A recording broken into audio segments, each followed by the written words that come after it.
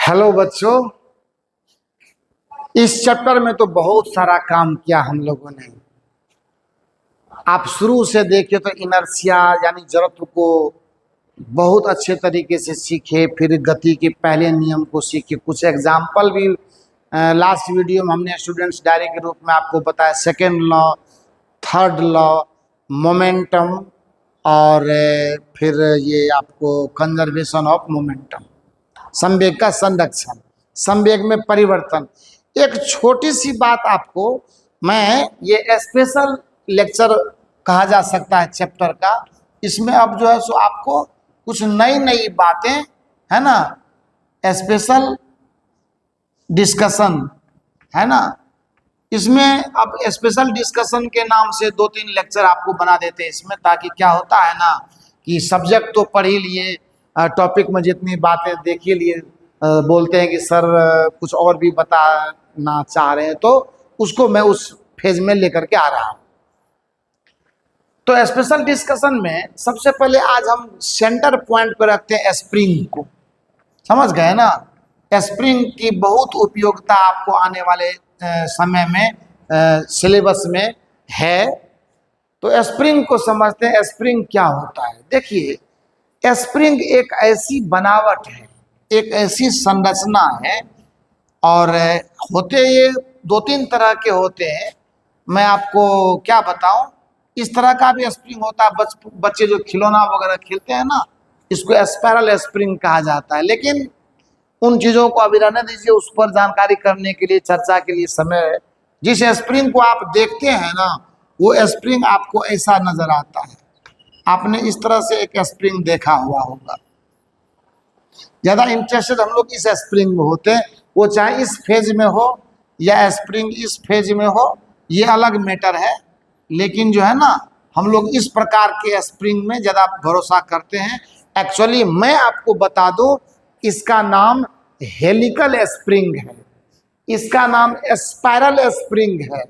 और एक leaf spring होता है, जो ट्रक का पत्ती देखते हैं आप, इस तरह से ट्रक के पत्ती पर एक्सल वगैरह लगा रहता है ना, इस तरह से एक के बाद दूसरा, दूसरा पर इस तरह से देखिएगा आपको रहता है बस, ट्रक में और बड़ी बड़ी गाड़ियों में। इसको लीफ स्प्रिंग कहा जाता है।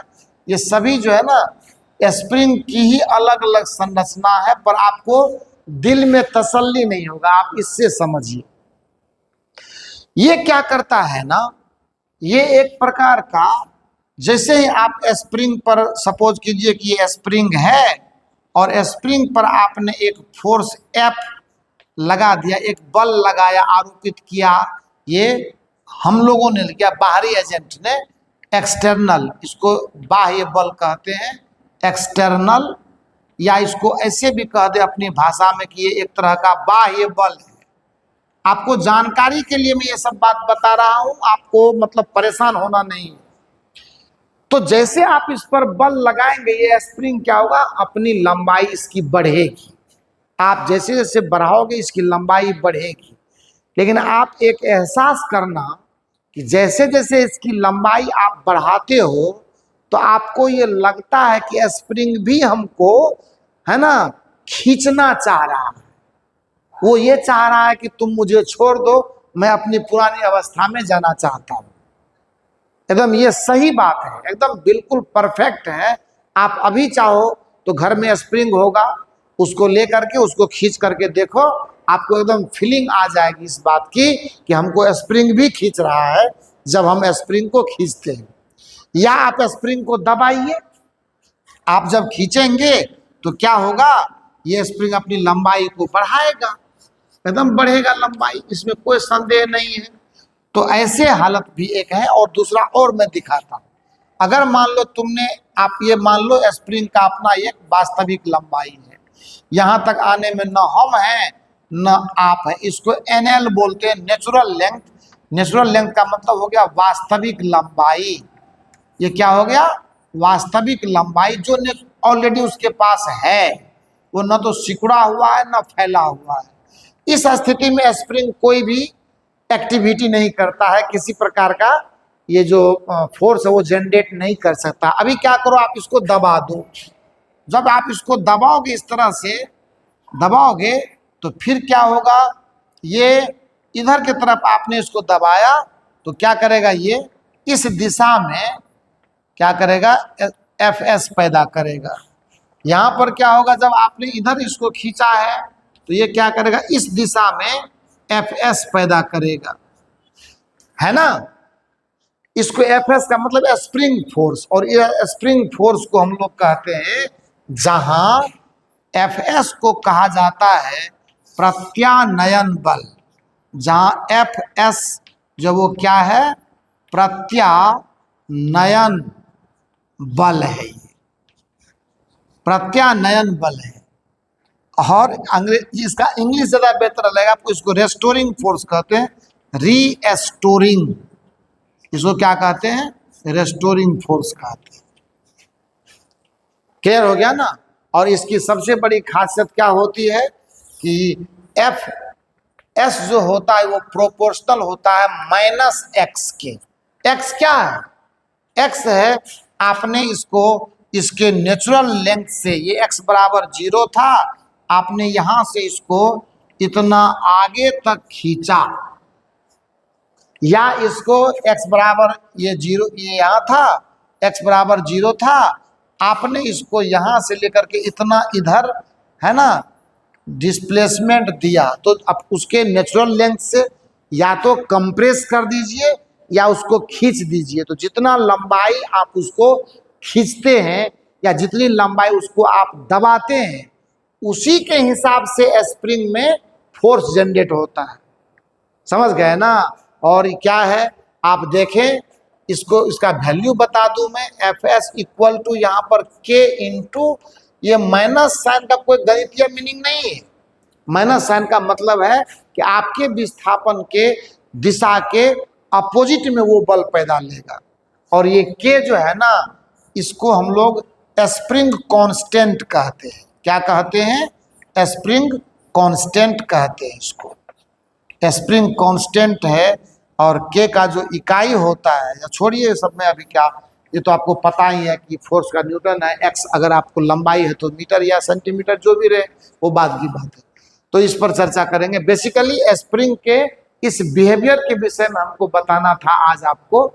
और ये जब आपको समझ में आ गया है तो जो स्प्रिंग बैलेंस होता है ना, कमानीदार तुला, वो जो आपको वजन मापता है वो इसी कॉन्सेप्ट पर मापता है। कैसे, है ना, आपको मैं बता रहा हूं। स्प्रिंग बैलेंस, जिसको हिंदी में हम लोग कमानीदार तुला कहते हैं, इसके और से फॉर्मेट बताएंगे आपको, चिंता नहीं कीजिए।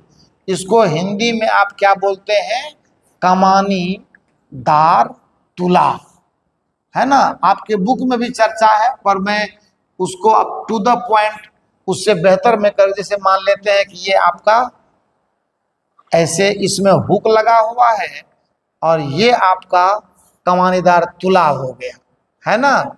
इसमें एकदम हकीकत ये है कि इसमें स्प्रिंग लगा हुआ है, और इस स्प्रिंग के हिसाब से फिर यहाँ बाहर आकर के एक हुक लगा हुआ है, और इसी में आप क्या करते हैं, चीज़ों को लटकाते हैं, और चीज़ों को लटका करके आप इसका वजन नापने का काम करते हैं। हाट वगैरह में देखते हैं ना, कहीं पे आप मार्केट में जाओ, जहाँ पे कि वजन पे डॉट हो, तो कुछ लोग अब समझदार हो गए हैं तो छोटे मोटे स्प्रिंग बैलेंस अपने पॉकेट में रखते हैं, वहाँ पर हुक लगा करके बता दो, देख लो तुम्हारी बेईमानी सामने पकड़ में आ रही।